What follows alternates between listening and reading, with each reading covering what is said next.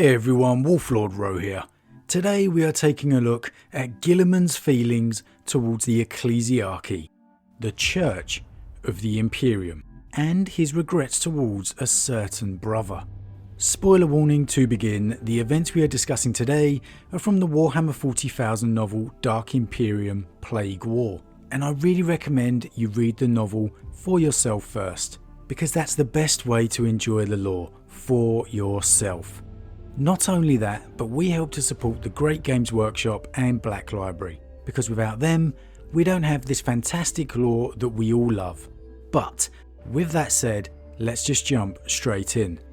Now, since Roboute Guilliman's return to the Imperium, we've been able to see the sheer breadth of emotion and conflict that's been dominating the returned Primarch's mind. He's left an Imperium aspiring to the Imperial truth, and has returned to one worshipping the Emperor as a god and purging anyone that dares to think otherwise. Now, during the course of Plague War, Guilliman has a particularly interesting conversation with a rogue trader named Yasili, who has joined Guilliman's new Logos Historica Verita, who are essentially New Age historians, who Guilliman has tasked with recataloguing the past 10,000 years of history of the Imperium with a more liberal mindset. Basically, the true history of the Imperium without the secrecy of the Imperial cult. Now, Yasili is someone the returned Primarch has come to trust, and he had previously tasked her with investigating Matthew, Guilliman's militant apostolic, which is essentially an appointed member of the Ecclesiarchy who accompanies Guilliman as his holy mouthpiece, so to speak. And it's entirely Guilliman's way of keeping the Ecclesiarchy on his side. And Yasili, for her part, reports that Matthew seems to be honest enough. He simply wants to serve the Emperor, and most probably convert Guilliman in believing the Emperor's divinity. Guilliman nodded.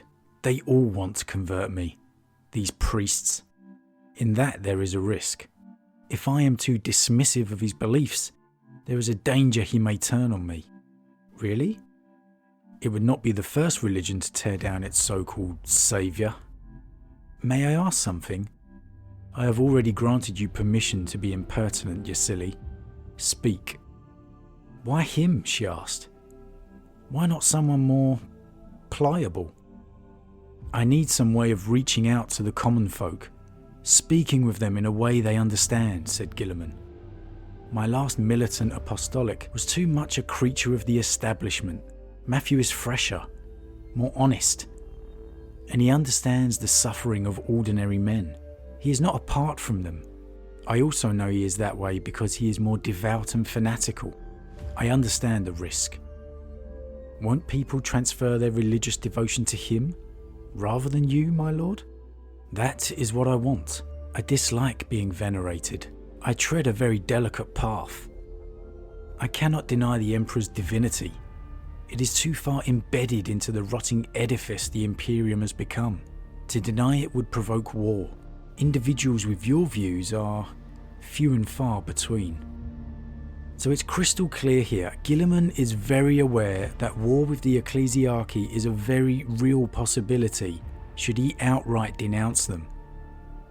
I cannot deny the Emperor's divinity.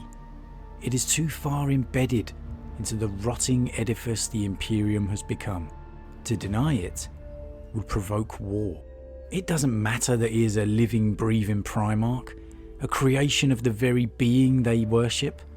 It's been ingrained into the very fabric of the Imperium for thousands upon thousands of years. And in an ironic kind of way, he himself helps prove their argument. For how could a being so magnificent as a Primarch, a myth from legend, return after 10,000 years to save the Imperium, if not by a miracle of the Emperor? But their conversation continues. You could just play along. In a sense, I do. But to openly embrace worship would make me a hypocrite. There are worse crimes than hypocrisy, my lord. There are. But to assume control of the church as its figurehead would have the same extreme consequences as denial. Factionalization, followed by a religious war. I understand there have been plenty of those during my absence. At the very least, I would become enchained by their organisation. He stopped suddenly, catching Lucilli by surprise. I will never be beholden to anyone, human or otherwise, he said firmly. I have been imprisoned by too many beings and used by more. I must be free to forge my own path, or humanity is doomed. The strategy I use with the Ecclesiarchy is a bitter cup containing many unpalatable things, but it must be supped from, for the alternatives are worse. I have to be free. A couple of really interesting points there. Firstly, that Guilliman has clearly considered an alternative tactic of just outright taking control of the Ecclesiarchy, and it makes sense that he would. But he's formulated that it would lead to war. Secondly, the resentment he feels comes out strongly in his last comments.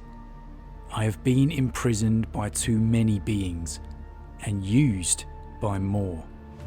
Now there are many implications here. Chaos gods, his traitor brothers, even Eldar. But the obvious one is the Emperor. We know Guilliman rushed to Terra upon his reawakening and sought an audience with his father, only to not receive the loving, fatherly embrace he yearned for, instead being treated as a tool and a weapon, given orders and sent on his way.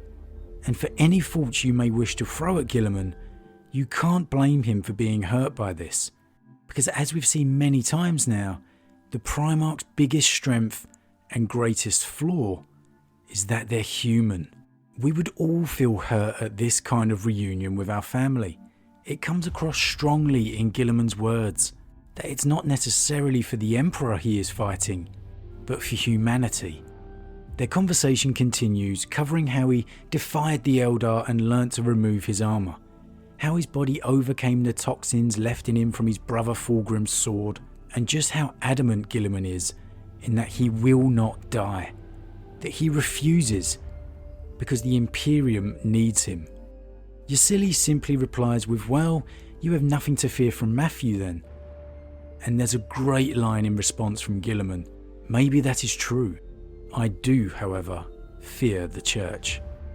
He goes on to comparing the church to the banning of the librarians at Nicaea, that perhaps faith is no more extreme than using warpcraft.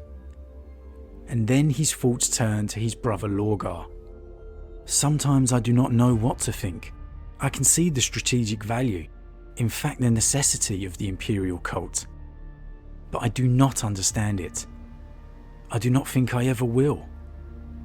Of all my brothers, only Lorgar had a genuine sense of the spiritual. He had faith in my father once, much like Matthew does.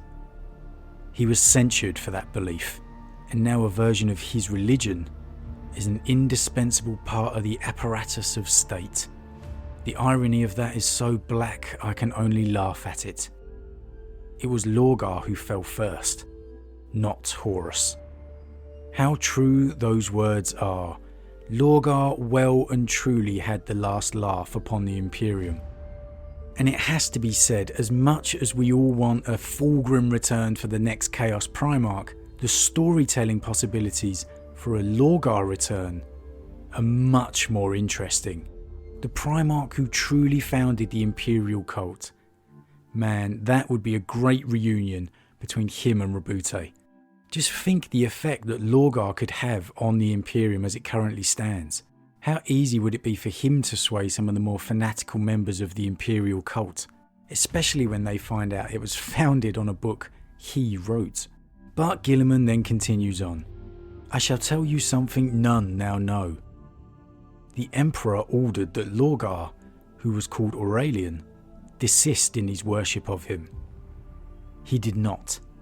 So my father had me teach him a lesson. Lorgar had raised a city in praise of the Emperor. They called it the perfect city. My legion destroyed it. I took no pleasure in the act. Though I suspect the roots of corruption were planted long before the Emperor took Lorgar to his side, it was my legion's humbling of Aurelian that helped push him to the embrace of chaos. Her eyes widened in shock. You blame yourself for the war? You couldn't have known what would happen. It was my job to know, he said. I was made to plan. Each of my brothers were given a set of talents derived from the Emperor himself. Individually, our talents overlapped. Redundancy, I suppose. As should be incorporated into any system. Lord Rogel, Dawn and I, for example, both inherited his capacity for strategy and contingency. But in combination, our talents were unique. Dawn was a greater builder than I ever was, and I a far better administrator. Neither of us saw this coming. Nor did Sanguinius, who had powers of foresight second only to the Emperor. Of us all, I think perhaps only poor Conrad knew. For he too had the power to see the future. The Night Haunter? Guilliman nodded. Was he as gifted as they say the Great Angel was? He was, said Guilliman. He was also insane. Maybe if he had not been, this could all have been avoided. Assuming, of course, the Emperor hadn't intended this to happen all along. So Guilliman blames himself for the heresy, at least in a manner. And well, I can see his logic. If Lorgar hadn't fallen, Horus wouldn't have been corrupted. But in reality, Lorgar's fall was always going to happen, in my opinion. He was always going to go against the Imperial truth, unless the Emperor did something radically different. I mean, if it wasn't Guilliman and the Ultramarines calling to raise Monarchia, it would have eventually been Russ and the Wolves called in to break the Word Bearers. And would Horus still have turned? Well, I think that's a discussion for another time. But I love hearing Guilliman's thoughts on his brothers, how the Primarch's talents overlapped, but individually were unique. I think that's something to remember when discussing the Primarchs in future. We're always eager to say the Primarch did this or that, but in reality many of their talents overlapped, and indeed were designed to do so. It's interesting to hear Guilliman even speaking of Kurz in a regretful manner. The last time we saw them together, Kurz was ripping apart his beloved homeworld of Macragge, but still Guilliman harbours the pains of regret. I really enjoyed these snippets of Guilliman reminiscing about his brothers, and I really hope we get to see him having a conversation about them with a returned brother one day soon, even more so, especially of course if it's a returned Lord of Winter and War. But what did you guys think of Guilliman's feelings towards the Church? Do you think a civil war is inevitable? Do you think he should make the move first or take control himself? And what of his feeling towards the heresy? Was he to blame? Did it all stem from the raising of Monarchia? As always, drop your thoughts in the comments below. I love to read them. A huge thank you to all my subscribers. Your support really means a lot to me. It truly does. And if you're new, please consider subscribing to help the channel grow. If you enjoyed this particular vid, then why not drop a like on it too? But with that said, I am off, and I'll see you all again real soon.